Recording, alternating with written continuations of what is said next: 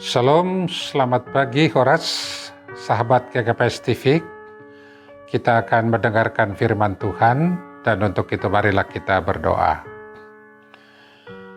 Segala hormat kemuliaan bagimu ya Bapa yang mengasihi kami dalam Yesus Kristus, Tuhan Juru Selamat kami yang hidup, untuk semua anugerah-Mu yang telah tercurah bagi kehidupan kami, terlebih hari baru ini yang boleh kami jalani. Dan kami mau menjalani hari ini dalam terang firman-Mu. Karena itu, biarlah Tuhan menuntun hati pikiran kami untuk mendengarkan firman-Mu saat ini, dan mampukan kami untuk dapat memberlakukannya di dalam kehidupan kami. Bagimu segala hormat kemuliaan ya Yesus, dalam nama-Mu yang kudus kami berdoa. Amin. Saudara-saudara yang dikasihi Tuhan Yesus Kristus, firman Tuhan bagi kita pagi hari ini terambil dari kitab Kisah Para Rasul 4 ayat 12, demikian tertulis di sana. Dan keselamatan tidak ada di dalam siapapun juga selain di dalam Dia, sebab di bawah kolong langit ini tidak ada nama lain yang diberikan kepada manusia yang olehnya kita dapat diselamatkan. Amin. Saudara-saudara yang dikasihi Tuhan Yesus Kristus, keberadaan gereja Tuhan di dunia ini dan di sepanjang masa sesungguhnya sudah menerima tugas suruhan dari kepala gereja, yaitu Yesus Kristus sendiri, untuk menjadi saksi-saksi baginya. Demikianlah misalnya Yesus berfirman kepada para murid sebelum Dia terangkat ke sorga. Dia berkata, "Kamu akan menjadi saksiku di Yerusalem dan di seluruh Judea dan Samaria dan sampai ke ujung bumi." Kisah Para Rasul 1 ayat 8b. Dan dari hal itu juga saudara-saudara, kita mengerti apa yang telah dirumuskan oleh gereja yang disebut dengan tritugas panggilannya, yang salah satunya adalah bersaksi selain dari bersekutu dan melayani. Nah, saudara-saudara, tentu menjadi saksi atau bersaksi berhubungan erat dengan apa atau siapa yang disaksikan oleh orang yang bersaksi tersebut. Dengan kata lain, orang yang bersaksi itu haruslah memiliki hubungan faktual yang erat dengan apa yang disaksikan. Semisal lewat apa yang dilihat atau dialami langsung terhadap apa yang disaksikan. Dan dalam konteks firman Tuhan yang kita baca tadi, adalah kesaksian para rasul lewat apa yang sudah mereka alami atau pengalaman hidup mereka dengan Yesus Kristus sendiri. Atau dengan kata lain, melalui mana mereka sudah mengakui diri sebagai orang yang percaya kepada Yesus Kristus dan mengalami keselamatan, yaitu kelepasan dari hukuman dosa oleh penebusan Yesus yang disalib. Dengan kata lain, lewat firman tadi ditegaskan bahwa para rasul adalah saksi-saksi utama tentang hidup Yesus dan seluruh pelayanannya semasa hidupnya di dunia ini, yang mana berkuasa memberi keselamatan bagi orang yang percaya kepadanya. Demikianlah dikatakan dalam firman tadi, keselamatan tidak ada di dalam siapapun juga selain di dalam Dia, yaitu di dalam Yesus Kristus sendiri. Sebab di bawah kolong langit ini tidak ada nama lain yang diberikan kepada manusia yang olehnya kita dapat diselamatkan. Jadi saudara-saudara, dari firman ini ditegaskan kepada kita beberapa hal yang perlu kita pahami. Yang pertama, dikatakan bahwa keselamatan tidak ada di dalam siapapun juga, selain di dalam Yesus yang olehnya kita dapat diselamatkan. Itu berarti tidak ada seorang lain yang dapat disebut sebagai juru selamat bagi kita selain dalam nama Yesus Kristus. Tentu hal ini pun berpadanan dengan kata Yesus sendiri yang tertulis dalam Yohanes 14 ayat 6. Akulah jalan dan kebenaran dan hidup. Tidak ada seorang pun yang datang kepada Bapa kalau tidak melalui aku. Yang kedua, saudara-saudara, melihat konteks ketika kesaksian firman ini dikatakan oleh para rasul, di mana mereka sedang diperhadapkan di hadapan Mahkamah Pengadilan Agama orang Yahudi, para rasul pada waktu itu ditangkap dan dimasukkan ke penjara oleh karena kesaksian mereka tentang Yesus Kristus kepada orang banyak. Dan dari peristiwa ini jelas, pemimpin agama Yahudi, tua-tua serta ahli-ahli Taurat, tidak mengkehendaki para rasul memberitakan bahwa Yesus Kristus adalah Tuhan dan Juru Selamat dunia. Terlebih karena merekalah yang telah menyalibkan Yesus sampai mati dan dikuburkan. Tetapi oleh kuasa Allah, Yesus yang sama telah dibangkitkan dari antara orang mati dan telah naik ke sorga. Dan dalam nama Yesus juga para rasul diberi kuasa, bukan saja memberitakan Injil keselamatan dalam namanya, tetapi juga kuasa menyembuhkan orang dari sakitnya dan mujizat-mujizat lainnya. Nah, saudara-saudara, apa yang mau kita katakan dari konteks ini adalah selalu ada dan datang perlawanan dari dunia ini yang berupaya menghambat ataupun menggagalkan pemberitaan di dalam nama Yesus. Artinya, gereja yang dipanggil menjadi saksi-saksi Kristus senantiasa tidak sepi dari tantangan ataupun hambatan dari berbagai pihak. Dan bahkan orang-orang yang beribadah dan menyembah Yesus juga seringkali mengalami permusuhan dan hambatan. Dan sejarah mencatat bahwa tidak sedikit dari mereka yang mati martir karenanya.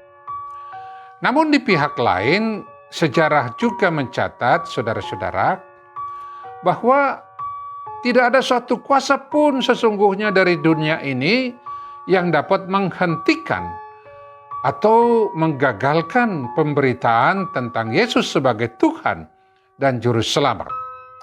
Oleh karena yang berkarya di tengahnya tidak tergantung kepada manusia, tetapi kuasa penyertaan Yesus sendiri dan Roh-Nya. Demikianlah ditegaskan misalnya dalam ayat 31 dalam pasal yang keempat ini juga. Di sana dikatakan, ketika mereka berdoa, goyanglah tempat mereka berkumpul itu, dan mereka semua penuh dengan Roh Kudus, lalu mereka memberitakan firman Allah dengan berani. Atau dengan penegasan Yesus dalam Matius 28 ayat 20b, di sana diberitakan tentang tugas memberitakan Injil, dan dikatakan, ketahuilah, aku menyertai kamu senantiasa sampai ke akhir zaman.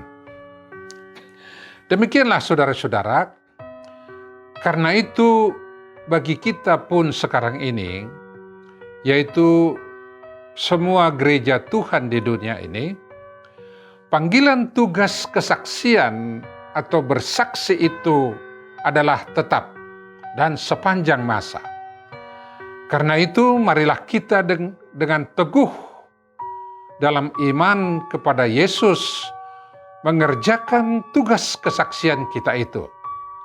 Sebab demikianlah sejatinya gereja Tuhan mendapat pembenaran tentang keberadaannya di dunia ini, yaitu gereja yang hidup adalah gereja yang melaksanakan misi kesaksiannya di sepanjang masa.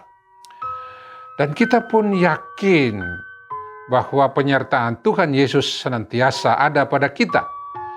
Karena itu marilah teguh mengerjakan tugas suruhan ini, yaitu menjadi saksi-saksi bagi Kristus di tengah-tengah dunia ini. Lewat pemberitaan firman atau juga melalui sikap hidup kita sehari-hari dari apapun yang kita kerjakan di tengah kehidupan kita ini. Di sana orang bisa melihat nama Yesus dimuliakan dan Dia diberitakan sebagai Tuhan, Juru Selamat bagi kita. Dan karena itu, saudara-saudara, biarlah firman ini meneguhkan kita dan juga sama seperti panggilan firman Tuhan yang tertulis dalam 1 Korintus 15 ayat 58, kita tahu bahwa segala pemberitaan ini tidaklah sia-sia. Di sana dikatakan, karena itu saudara-saudara yang kekasih, berdirilah teguh, janganlah goyah, dan giatlah selalu dalam pekerjaan Tuhan. Sebab kamu tahu, dalam persekutuan dengan Tuhan, jerih payahmu tidak akan sia-sia. Amin. Terpujilah nama Tuhan Yesus Kristus. Amin. Mari kita berdoa. Sungguh sukacita bagi kami ya Yesus, sudah mendengarkan firman-Mu yang memanggil kami menjadi saksi-saksi bagimu di tengah kehidupan kami.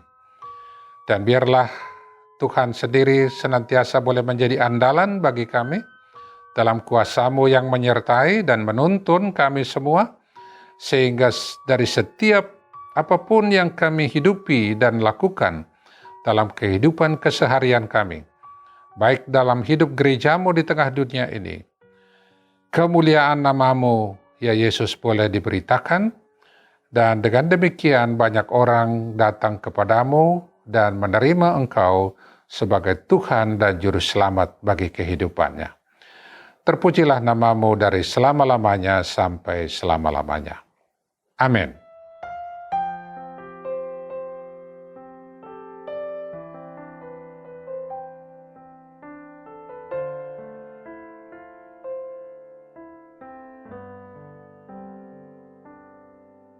Kau Allah yang setia, Bapa yang mulia, kasih-Mu besar Tuhan. Kau pulihkan hidupku, Kaulah harapanku, hidupku dalam-Mu. Terima kasih Tuhan, Kau selamatkan hidupku. Dengan apa kan ku balas segala kebaikan-Mu? Segenap hatiku menyembah-Mu Yesus, ku bersyukur padamu selamanya.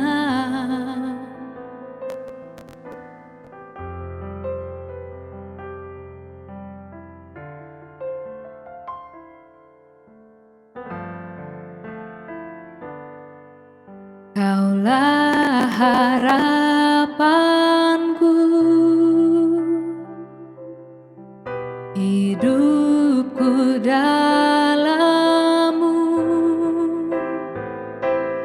Terima kasih Tuhan, Kau selamatkan hidupku. Dengan apa kan ku balas segala kebaikan-Mu? Segenap hatiku menyembah-Mu, Yesus.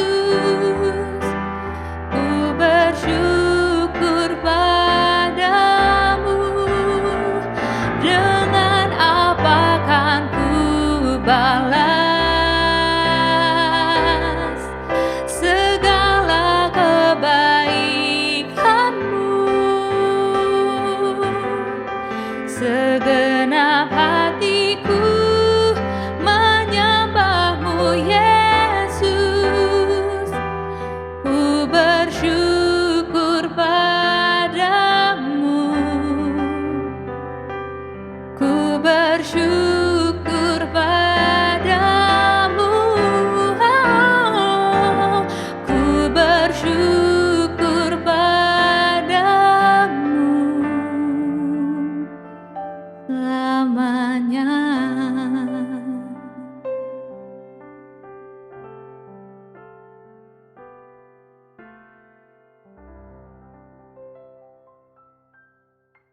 Kompetisi video kreatif Jubileum 120 telah dimulai.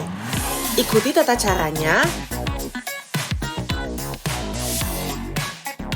Jangan lupa daftarkan gereja kalian.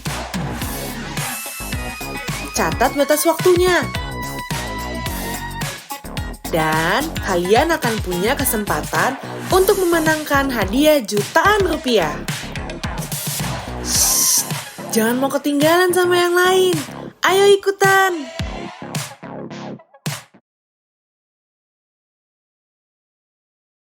GKPS